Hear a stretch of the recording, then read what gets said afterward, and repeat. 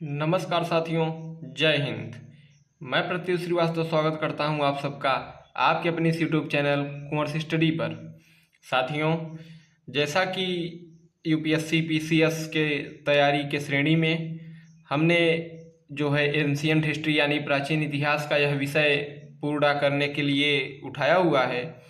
तो इस विषय में हमने कल देखा था जो है पूरा पाषाण काल, मध्य पाषाण काल, नव पाषाण काल और ताम्र पाषाण युग को हम पूरा कर चुके थे। आज से हमारा शुरू होता है लौह युग, आयरन एज। लौह युग के बारे में आज से हमारी क्लास शुरू होगी और जो है आज सिंधु घाटी सभ्यता की भी शुरुआत हो जाएगी। तो उम्मीद है आप सब लोग कल वाली वीडियो को अच्छे से देख लिया होगा और पुराने टॉपिक को कवर कर लिया होगा। एक चीज़ ध्यान रखिएगा कि यह इतिहास है, अगर आप पुराने टॉपिक को कवर नहीं करते हैं तो आगे आपको कन्फ्यूजन बना रहेगा, इसमें कोई क्लियर नहीं कर सकता। इसलिए आपकी जिम्मेदारी है कि आप पुराने वीडियोज को कवर किए रहें और अपने जो है सभी टॉपिक्स को पूरा रखें ताकि आपको आगे की समझ जो है सही से मिल सके। तो शुरू करते हैं आज की क्लास को। आइए, तो आज हमारा जो टॉपिक है पहला वो है लौह युग। लौह युग जो है यह ताम्र पाषाण युग के बाद शुरू होता है। यह युग 1300 ईसा पूर्व के लगभग का माना जाता है। इस युग में ही लोहे का आविष्कार व उपयोग हुआ था। हालांकि कुछ स्रोतों से इसके पूर्व से ही लौह के प्रयोग के साक्ष्य मिले हैं। साथियों, इसका अर्थ यह है कि 1300 ईसा पूर्व के लगभग में लोहे का आविष्कार हुआ। आविष्कार अर्थात कि उसके बारे में उस वक्त के लोगों को जानकारी मिली कि यह लोहा है और इसका जो है क्या कार्य हम उपयोग कर सकते हैं, तो उसका प्रयोग उन्होंने शुरू किया था। कुछ इतिहासकार यह मानते हैं कि उसके पूर्व से भी जो है लोहे का उपयोग भारत में देखा गया है। इस युग की विशेषता यह है कि इसमें मनुष्य ने विभिन्न भाषाओं की वर्णमालाओं का विकास किया, जिसकी मदद से उस काल में साहित्य और इतिहास लिखे जा सके। उस वक्त जो है कई सारे वर्णमाला और जो है शब्दकोश उभरने लगे थे, लोग जानकार होने शुरू हो गए थे और उस वक्त साहित्यों की रचना हो रही थी, अर्थात उस वक्त के लोग पढ़े लिखे थे। यह समझ सकते हैं आप इससे कि साहित्य का भी रचना उस वक्त हो रहा था। संस्कृत और चीनी भाषाओं का साहित्य इस काल में खूब फला फूला।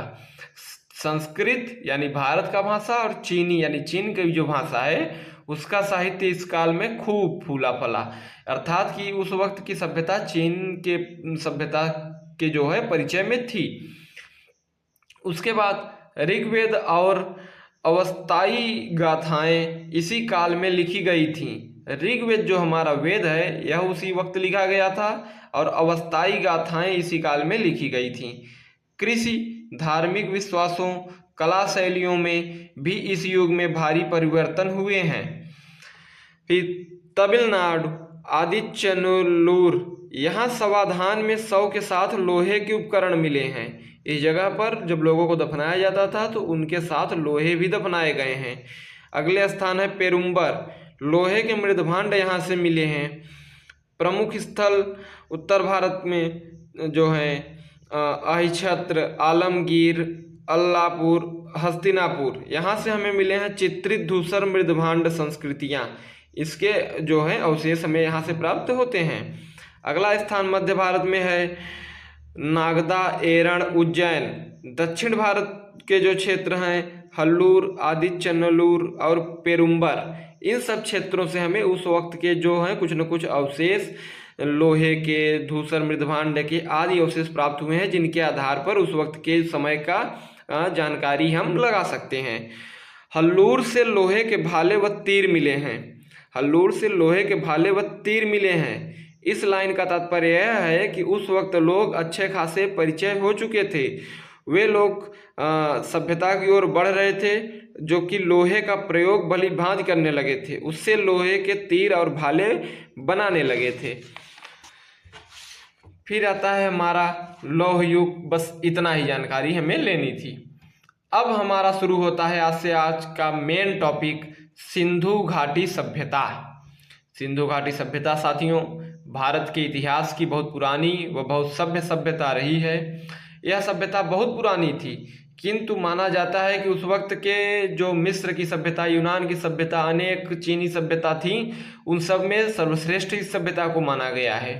सिंधु घाटी सभ्यता हमारे देश का एक इतिहास रहा है, गौरव का विषय है। इसके बारे में जानकारी हमें बहुत ही गहनता और प्रेम से लेना चाहिए। तो आइए बड़े ही सहज भाव से और आराम से सीखते हैं सिंधु घाटी सभ्यता उस वक्त की क्या सभ्यता हमारे देश में चल रही थी, यानी उस वक्त के लोग कैसे थे। सिंधु घाटी सभ्यता की खोज सर्वप्रथम दयाराम साहनी ने 1921 में की। इसे हड़प्पा सभ्यता भी कहते हैं क्योंकि सर्वप्रथम इसी जगह का उत्खनन व खोज हुआ था। सिंधु घाटी सभ्यता को सर्वप्रथम दयाराम साहनी ने 1921 में खोजा था। हड़प्पा सभ्यता भी इसे इसलिए कहा जाता है क्योंकि जिस जगह पर सबसे पहले खुदाई हुई थी उस जगह को हड़प्पा नाम दिया गया है। तो उस जगह को हड़प्पा नाम दिया गया है, सबसे पहले खुदाई उस जगह की हुई थी, इसलिए सिंधु घाटी सभ्यता को हड़प्पा सभ्यता भी बोल दिया जाता है। मार्शल महोदय ने इसे सिंधु सभ्यता का नाम दिया।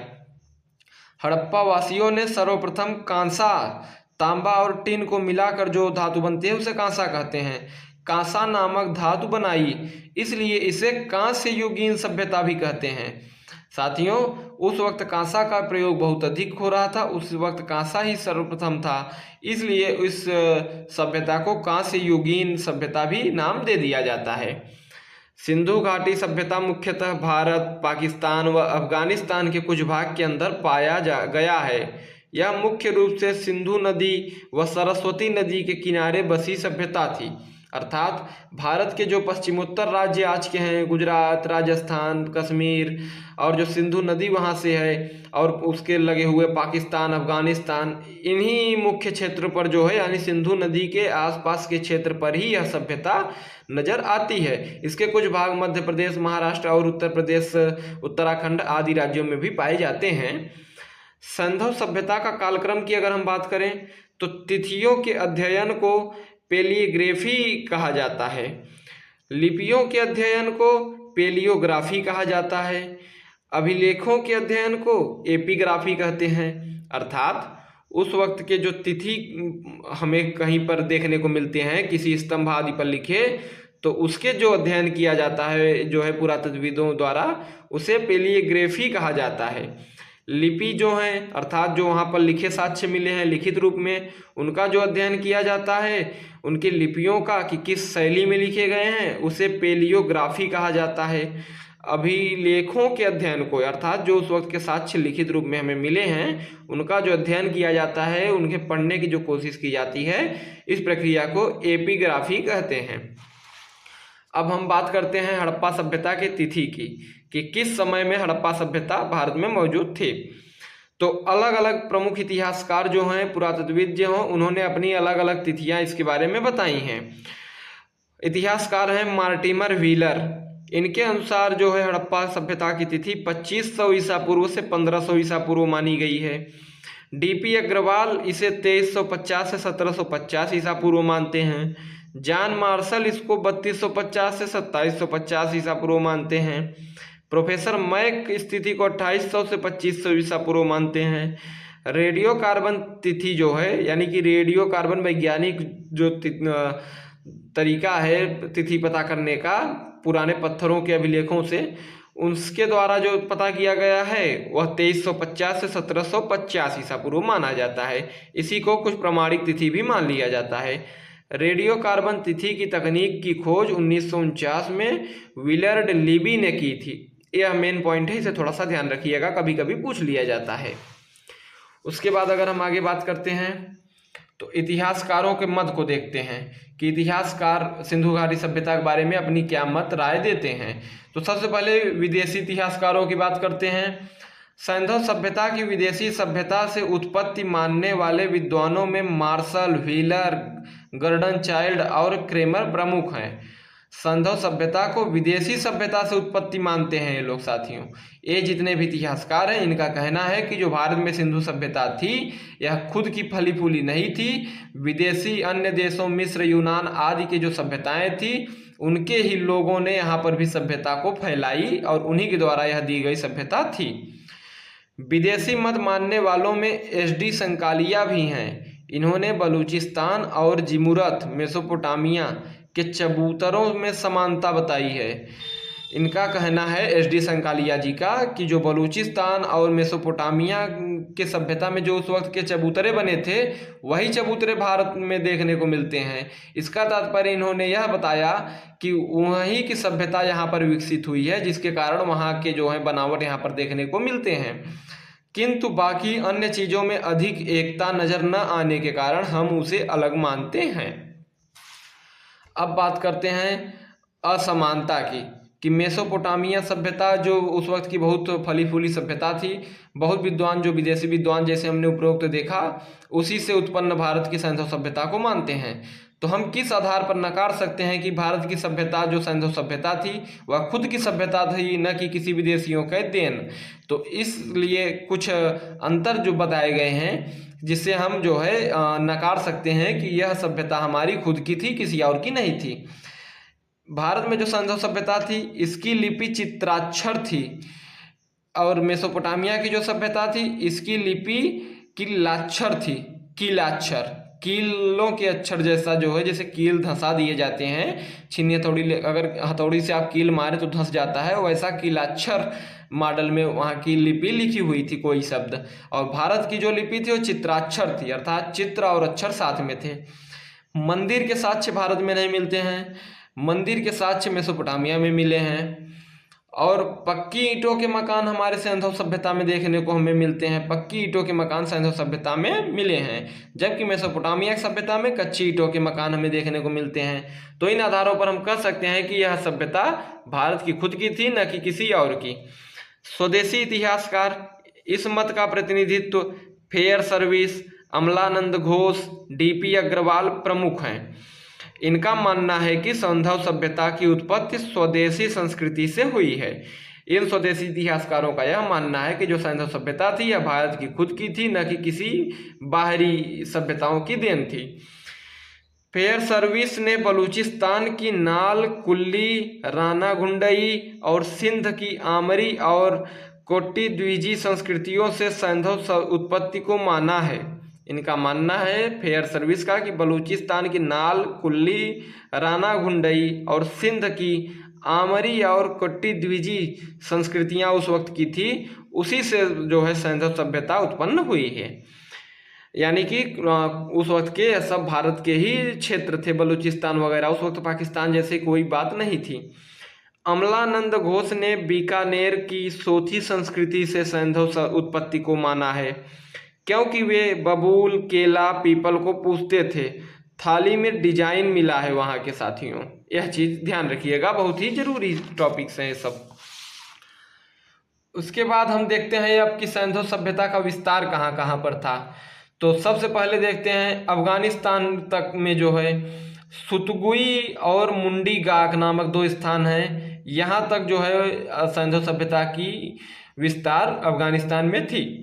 पाकिस्तान में बलूचिस्तान, पंजाब और सिंध, ये जो तीन क्षेत्र पाकिस्तान के उस वक्त के थे, इसमें जो है उस वक्त पाकिस्तान नामक क्षेत्र नहीं था, किंतु जो है अब के दृश्य में समझने के लिए पाकिस्तान शब्द प्रयोग किया गया है।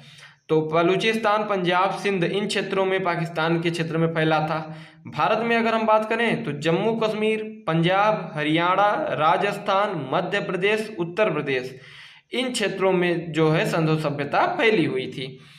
अब सैंधव सभ्यता की सीमा की बात करते हैं कि किनारे क्या थे सैंधव सभ्यता की। तो सबसे पहले देखते हैं उत्तर की ओर मांडा, यह क्षेत्र पड़ता है जम्मू कश्मीर में चिनाब नदी के पास। यह सीमा थी उत्तर की जो है सैंधव सभ्यता की। दक्षिण की जो सैंधव सभ्यता की जो सीमा थी दैमाबाद, महाराष्ट्र, गोदावरी नदी के पास। और जो है ईस्ट साइड में आलमगीर, मेरठ में हिंडन नदी के पास। और जो है वेस्ट साइड में सुतकागेडोर जो है दास्क नदी के पास बलूचिस्तान में पड़ता है। यह क्षेत्र जो है सैंधव सभ्यता की वेस्ट साइड की लास्ट सीमा थी। समुद्री सीमा 1300 किलोमीटर थी। यह सभ्यता त्रिभुजाकार में फैला था। सिंधु घाटी सभ्यता का क्षेत्र 12,99,600 किलोमीटर स्क्वायर था।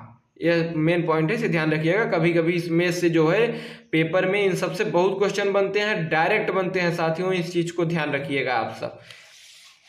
उसके बाद बात करते हैं सैंधव सभ्यता के प्रमुख स्थल और साक्ष्यों की। तो सैंधव सभ्यता के जो मुख्य स्थल है, सबसे पहला नाम आता है हड़प्पा का। हड़प्पा की जानकारी लेते हैं साथियों। सिंधु घाटी सभ्यता का खोजा गया वह प्रमुख स्थान है जो रावी नदी के बाएं तट पर पाकिस्तान के पंजाब प्रांत के जो है मांटगोमरी जिले में स्थित है। 1921 में दयाराम साहनी ने इसे खोजा था। उत्खनन की इसके बात करते हैं तो जॉन मार्शल के नेतृत्व में दयाराम साहनी ने 1923 से 24 में उत्खनन किया। उसके बाद जो है माधव स्वरूप वत्स 1946 में सर मार्टिन व्हीलर ने उत्खनन किया। 1964 से 65 में जॉर्ज डेल्स ने उत्खनन कराया। J.M. किनोयार और मिडो ने अभी हाल में उत्खनन किया, जिससे हड़प्पा की तिथि 3300 ईसा पूर्व निर्धारित हुई है साथियों। यह बहुत ही मेन पॉइंट है, ध्यान रखिएगा जो है कि 3300 ईसा पूर्व आज के उत्खनन से जानकारी हमें देखने को मिलती है। सैंधव सभ्यता के जो हड़प्पा सभ्यता है, हड़प्पा क्षेत्र की विशेषता देखते हैं। देखने में यह प्रशासनिक नगर जैसा प्रतीत होता है। यहाँ किलेबंदी की व्यापक व्यवस्था की गई थी। उत्तर व पश्चिम दिशाओं में प्रवेश और निर्गमन हेतु 2 दरवाजे भी थे। यहाँ सभी घरों में शौच स्थानों के अवशेष मिले हैं। हड़प्पा सभ्यता के कुछ उपनाम हैं। हड़प्पा को तोरण द्वार का नगर कहा जाता है, गेटवे सिटी। इसे सभ्यता का अर्ध औद्योगिक नगर कहा जाता है। पिगट ने हड़प्पा का मोहनजोदड़ो को सिंधु सभ्यता की जुड़वा राजधानी कहा है। मार्टिमर व्हीलर ने ऋग्वेद में वर्णित हरियुपिया की पहचान हड़प्पा से की है। यह बहुत मेन पॉइंट है, ध्यान रखने योग्य साथियों, डायरेक्ट क्वेश्चन बनते हैं इससे। मार्टिमर व्हीलर ऋग्वेद में वर्णित हरियुपिया शब्द की तुलना हड़प्पा से करते हैं, इस चीज को ध्यान रखिएगा। हड़प्पा सभ्यता से कुछ साक्ष्य हमें प्राप्त हुए हैं, उनके बारे में चर्चा करते हैं। 1826 में सर्वप्रथम हड़प्पा टीले का उल्लेख चार्ल्स मैसन ने किया। यहाँ से एक टीला मिला है जिसे ब्रिटिश पुराविद व्हीलर ने माउंट एबी कहा है। हड़प्पा सभ्यता 2 टीलों में विभक्त था। इसका दूसरा टीला जिसे माउंट यफ कहा गया मिला है। यह टीला मोटे तौर पर शिल्प की गतिविधियों से जुड़ा एक उत्तरी उपनगर जैसा प्रतीत होता है। इस यफ टीले पर अनाज कूटने का 18 वृत्ताकार चबूतरा, कुल 15 मकानों वाला श्रमिक आवास एवं 6 खाने की 2 पंक्तियों में अर्थात 12 इकाइयों में विभक्त अन्नागार मिला है। ये बहुत ही जो है मेन पॉइंट्स हैं, इन्हें आप कीवर्ड्स की तरह याद रखिएगा साथियों। इसे आप स्टार पॉइंट करके जो है डार्क करके बोल्ड करके रख लीजिए। इससे डायरेक्ट क्वेश्चन बनते हैं कि हड़प्पा सभ्यता से जो है निम्न में से कौन सी स्थितियां प्राप्त हुई हैं। यहीं से ओखली पर जले हुए गेहूं एवं जौ की भूसी का साक्ष्य मिला है। यह पिछले कई बार क्वेश्चन में पूछा जा चुका है, या इसे ध्यान रखिएगा। अन्नागार के दरवाजे उत्तर दिशा में नदी की ओर थे। इस टीले से बाजार, सामान, शंख, गेट एवं ताम्र की कार्यशाला, यात्रियों व व्यापारियों के आराम स्थल के साक्ष्य भी मिले हैं। ये सब बहुत ही जरूरी पॉइंट है, इन सबको जितना आप याद कर सकें बिल्कुल याद रखें। R37 एवं HR बस्ती के बाहर प्राप्त हुए हैं, जिनमें R37 कब्रिस्तान को तथा HR समाधि को कहा गया है। यहाँ से देवदार की बनी 100 काष्ठ पेटियाँ मिली हैं, यानी कि 100 की जो पेटियाँ हैं जिनमें 100 दफन किए गए हैं। लकड़ी के जो ताबूत हैं वो देवदार के लकड़ी के बने हैं। R37 में कुल 90 कंकाल व 57 कब्रें प्रकाश में आई हैं। ध्यान रखिएगा साथियों, बहुत ही मेन पॉइंट था।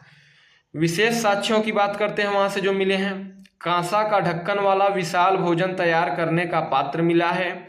16 ताम्र भट्टियां मिली हैं। तांबे की इक्का गाड़ी व 2 पहिए का तांबे का रथ मिला है। 6 लड़ियों का हार, सोने का बड़ा कंगन, प्रसाधन केस एक मुहर पर गरुड़ पक्षी सांप को पकड़े हुए तथा दूसरी मुहर पर खरगोश पकड़े कुत्ते का अंकन है। मृदभांडों पर दूध पिलाती हिरण का चित्र वहां से हमें मिला है साथियों। तो ये वहाँ के जो है मुख्य थे। इसके साथ हमारा जो है हड़प्पा सभ्यता समाप्त होता है। अब हम मोहनजोदड़ो जो दूसरी सभ्यता है उसके बारे में जानकारी लेते हैं। जो हमारी दूसरी उत्खनन स्थल है वो है मोहनजोदड़ो। मोहनजोदड़ो की अगर हम बात करें, यह सिंध पाकिस्तान के लरकाना जिले में सिंधु नदी के दाएं तट पर स्थित है। इसकी खोज 1922 में राखलदास बनर्जी द्वारा जॉन मार्शल के नेतृत्व में हुआ। उत्खनन की इसके बात करें तो 1922 से 27 तक राखलदास बनर्जी ने तथा 1927 से 1931 तक J.H. मैके ने तथा 1963 में पेंसिल्वानिया विश्वविद्यालय के अमेरिकी पुराविद J.F. डेल्स ने उत्खनन किया था। इसके उपनाम की बात करते हैं अगर, तो मुओं का भाटा, मृतकों का टीला मोहनजोदड़ो को कहा गया है। स्तूपों का शहर मोहनजोदड़ो को कहा जाता है। रेगिस्तान का बगीचा या सिंध का बाग इसे कहा गया है। मोहनजोदड़ो सिंधी भाषा का शब्द है जिसका अर्थ मृतकों का टीला होता है। यह नगर 7 बार बाढ़ के कारण नष्ट हुआ और फिर बसा। हड़प्पा से इसकी दूरी 640 किलोमीटर है साथियों। इसके बारे में हमने जितने पॉइंट्स इस वक्त हम बता रहे हैं सब नोट करके रख लीजिएगा। डायरेक्ट क्वेश्चन बनते हैं, बहुत मेन पॉइंट्स हैं। ना तो इसके बाहर से आपको कुछ देखने को मिलेगा, ना तो इसके अलावा देखने को मिलेगा। जितने पॉइंट्स मैं यहाँ पे आपको बता रहा हूँ बहुत जरूरी हैं, सब स्टार पॉइंट ही, इसे ध्यान रखिएगा। मैं बार बार कह रहा हूँ साथियों, ऐसे स्टार पॉइंट्स आपको हर जगह के पॉइंट्स देखने को नहीं मिलेंगे जो मैं ढूंढ के लाया हूँ आपके लिए। मोहनजोदड़ो से संबंधित जो महत्वपूर्ण साक्ष्य हमें वहां से प्राप्त हुए हैं उस जगह से, उसके बारे में बात करते हैं। एक मीनार मिला है। यूनिकॉर्न, एक श्रृंगी पशु यानी एक सींग वाला प्रतीक वाले 2 चांदी के मुहर मिले हैं। एक सींग के पशु के प्रतीक वाले 2 चांदी के मुहर हमें मिले हैं। सैंधव सभ्यता का सबसे भारी बटखरा 10.9 ग्राम का मिला है वहां से साथियों। इस चीज को ध्यान रखिएगा, मेन पॉइंट है। जो है मलेरिया रोग तथा रॉक फाउंटिंग का साक्ष्य मिला है। मलेरिया रोग का यहाँ पे साक्ष्य मिला है। एक मुहर पर सुमेरियन नावों का चित्रांकन मिला है। 50 × 27 मीटर का सबसे बड़ा अन्नागार मिला है। इस चीज को भी ध्यान रखिएगा, जिसकी पहचान व्हीलर ने 1950 में किया। यह 27 वर्गाकार या आयताकार खंडों में विभाजित था। यहाँ अन्न के दाने की प्राप्ति न होने के कारण जे केनियोर ने इसे ग्रेट हॉल कहा है। यहाँ पर जो है 50 × 27 मीटर का सबसे बड़ा अन्नागार देखने को मिलता है, जिसकी पहचान व्हीलर ने 1950 में किया। यह 27 वर्गाकार या आयताकार खंडों में विभाजित था, किंतु यहाँ से अन्न के दाने नहीं मिले हैं। इसलिए जो है जे केनियोर नामक इतिहासकार इसे अन्नागार न मानते हुए बहुत बड़ा एक हाल जो है इसे मानते हैं। 20 खंभों 27 × 27 वाला एक सभा भवन या स्तंभों वाला भवन मिला है। इसे मैके ने अपनी पुस्तक कर्दर एक्सकेवेशन एट मोहनजोदड़ो में इसे बाजार बताया है। मार्शल ने इसकी तुलना बौद्ध गुफा मंदिर से, तो व्हीलर ने दरबारी आम कहा है।